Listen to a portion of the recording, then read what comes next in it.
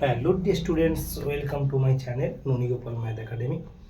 আচ্ছা, আজকের এইচএস লেভেলের বা আমাদের গ্র্যাজুয়েশন বা বিভিন্ন ডিপ্লোমা কোর্সের ক্ষেত্রে খুব একটা ইম্পর্টেন্ট পার্ট, সেটা হচ্ছে কি ম্যাট্রিক্স। ম্যাট্রিক্স নিয়ে খুব ডিসকাস করব, ফান্ডামেন্টাল ফার্স্টে আলোচনা করব। চলে এসো, ম্যাট্রিক্স কাকে বলব? Definition of matrix.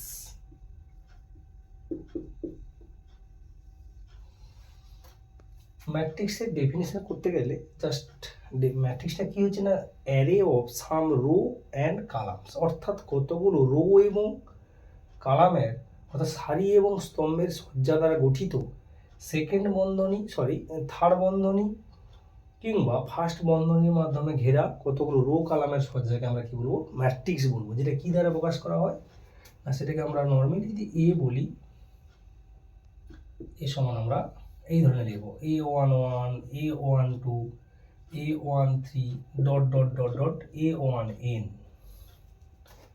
A21, A22, A23 dot dot dot A2n,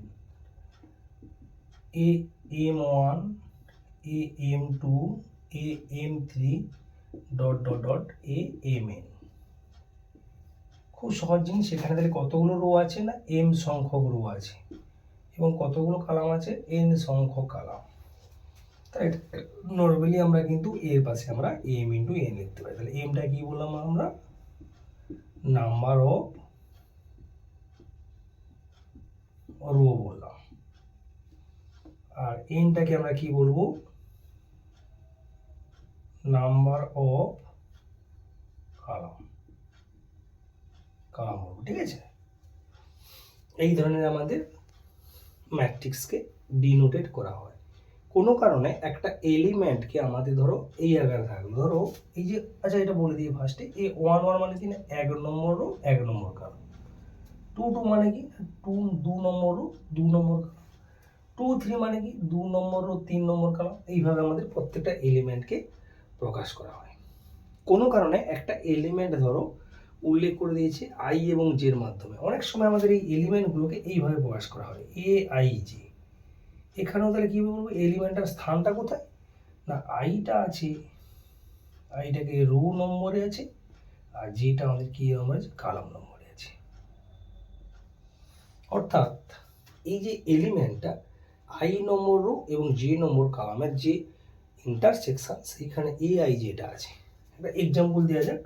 ধরো AIJ দিয়ে একটা এক্সপ্রেশন বলে দিল I প্লাস জে, যেখানে বলে দিল যে 2 ইন্টু 2 অর্ডার এর একটা ম্যাট্রিক্স তৈরি করো, একটা ম্যাট্রিক্স তৈরি করো। তাহলে কত অর্ডার বলেছে আমাকে? 2 ইন্টু 2 অর্ডারের ম্যাট্রিক্স বলেছে। তাহলে আমরা কি করব? ফার্স্টে 2 ইন্টু 2 অর্ডারের ম্যাট্রিক্স কিরকম লিখবো আমরা? A11, A12, A21, A22।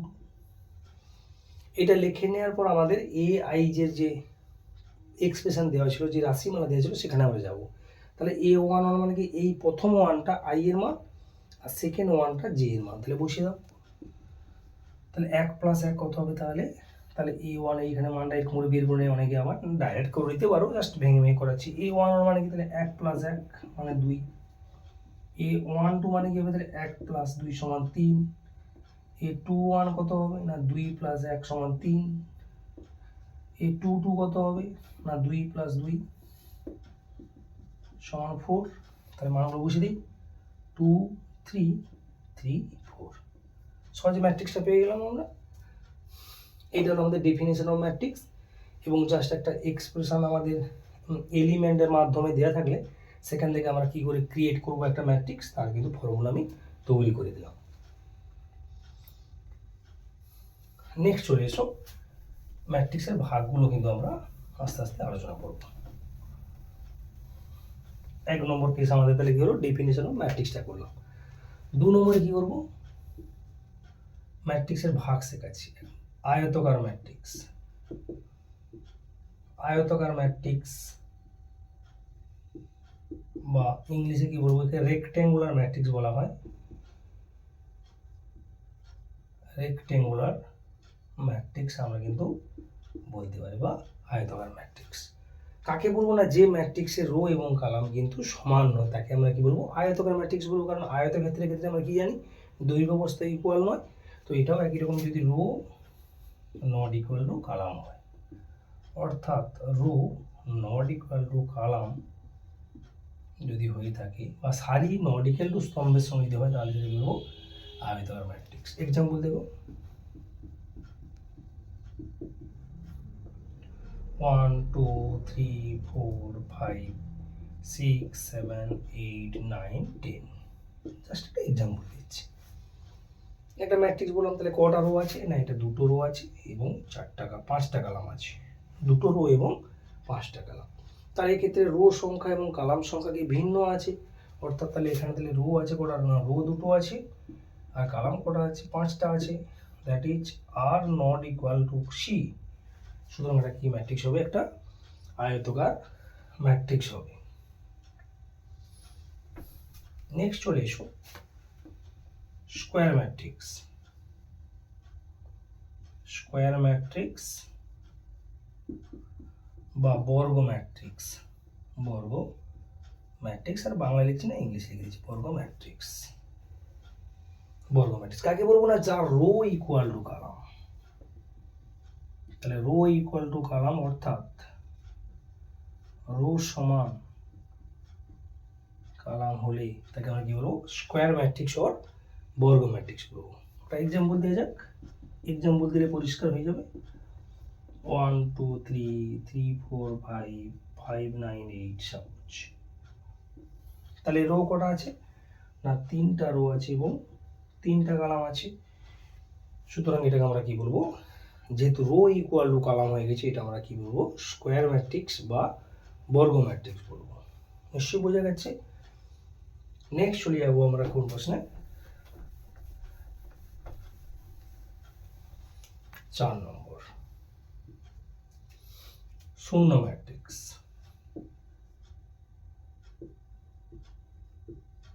শূন্য ম্যাট্রিক্সকে অনেক সময় বলা হয় নাল ম্যাট্রিক্স বলা হয়, নাল ম্যাট্রিক্স বা এমটি ম্যাট্রিক্স। এমটি বলবো না, এটাকে নাল ম্যাট্রিক্স বলা হয় সাধারণত। শূন্য ম্যাট্রিক্স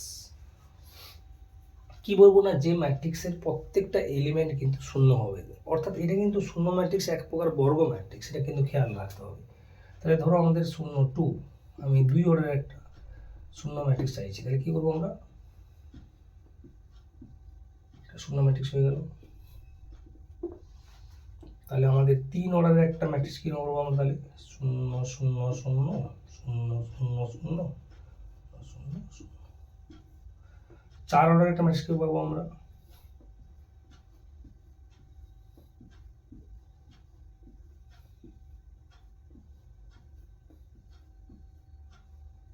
এটা আমাদের বলবো কি শূন্য ম্যাট্রিক্স সম্বন্ধে। অর্থাৎ তাহলে শূন্য ম্যাট্রিক্স কিন্তু এক প্রকার কি ম্যাট্রিক্স, আমাদের বর্গ ম্যাট্রিক্স, কিন্তু প্রত্যেকটা এলিমেন্ট কি হবে, তাহলে আমাদের শূন্য হবে। তাহলে ম্যাট্রিক্সের কোনো ক্ষেত্রে কিন্তু শুধু শূন্য নেই, ম্যাট্রিক্স যত অর্ডারে থাকবে তার কিন্তু সাপেক্ষে আমাদের শূন্য ম্যাট্রিক্স নেওয়া মানে কিন্তু কি আমরা সেই অর্ডার ওয়াইজ কিন্তু ম্যাট্রিক্সটাকে আমরা নেব। এটা হচ্ছে নাল ম্যাট্রিক্স বা শূন্য ম্যাট্রিক্স।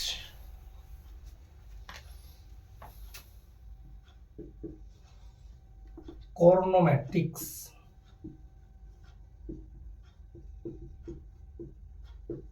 কর্ণ ম্যাট্রিক্স বা ডায়াগোনাল ম্যাট্রিক্স। ডায়াগোনাল ম্যাট্রিক্স, কর্ণ ম্যাট্রিক্স বা ডায়াগোনাল ম্যাট্রিক্স কাকে বলবো আমরা, ডায়াগোনাল ম্যাট্রিক্স না, যে ম্যাট্রিক্সের অ্যাটলিস্ট কর্ণ বরাবর একটা নন জিরো এলিমেন্ট থাকবে তাকে আমরা কি বলবো, কর্ণ ম্যাট্রিক্স বলবো বা ডায়াগোনাল ম্যাট্রিক্স বলবো। তাহলে যদি বলি কাকে বলবো, তাহলে কর্ণ বরাবর কমপক্ষে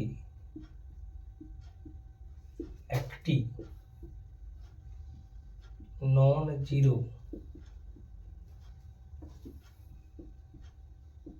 এলিমেন্ট থাকলে তাকে কর্ণ ম্যাট্রিক্স বা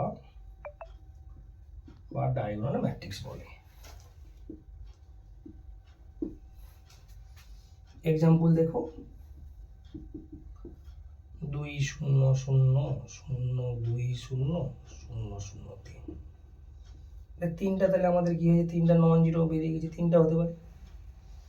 এক্সাম্পল এরকম হতে পারে, এ সমান 2 0 0 0, এটাও কিন্তু একবার আমাদের কি ম্যাট্রিক্স, ডায়াগোনাল ম্যাট্রিক্স। কিংবা যদি আরো একটা এরকম হতে পারে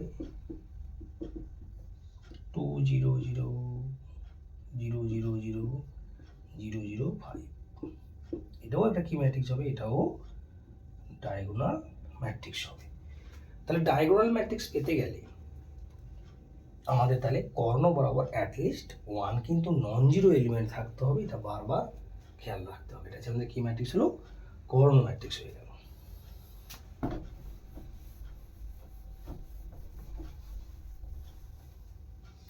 ছ নম্বর কি যাবো আমরা, ইউনিট ম্যাট্রিক্স। ইউনিট ম্যাট্রিক্স বা বাংলায় বলবো একক ম্যাট্রিক্স। এটাও এক প্রকার কিন্তু ডায়াগোনাল ম্যাট্রিক্স বা কর্ণ ম্যাট্রিক্স, ডায়াগোনাল ম্যাট্রিক্স বা কর্ণ ম্যাট্রিক্স বলবো, কিন্তু এর কর্ণ বরাবর প্রত্যেকটা এলিমেন্ট কিন্তু 1 1 হবে, 1 হবে। এটাকে আই দ্বারা প্রকাশ করা হয়, যেটাকে আই দ্বারা প্রকাশ করা হয়, ধরো আই আমি 2 দিলাম, তাহলে 2 অর্ডার একটা এক্সাম্পল বলবো না, নর্মালি জাস্ট আই 2 হলে কি বলবো, 1 0 0 1। এটা ফার্স্ট বন্ধনী দিচ্ছি কিংবা থার্ড বন্ধনী দিতে পারো, ম্যাট্রিক্সের ক্ষেত্রে কিন্তু থার্ড বন্ধনীও দেওয়া যায়। আই 3 দিলে কত হবে, আই 2, আই 3 হলে কি হবে, 1 0 0 0 1 0 0 0 1। বারবার বলে দিই, কোনো ম্যাট্রিক্সের ক্ষেত্রে কোনো যদি সংখ্যার সঙ্গে কোনো গুণ থাকে 1, সেটা কিন্তু সবসময় 1 হয় না, সেটা আই দ্বারা প্রকাশ করা হয়, ঠিক আছে। ম্যাট্রিক্সে কোনো 1 হয় না, 1-এর মতো কাজ করে সেটা কোনটা, আই। আই 4 হলে কি করবো আমরা,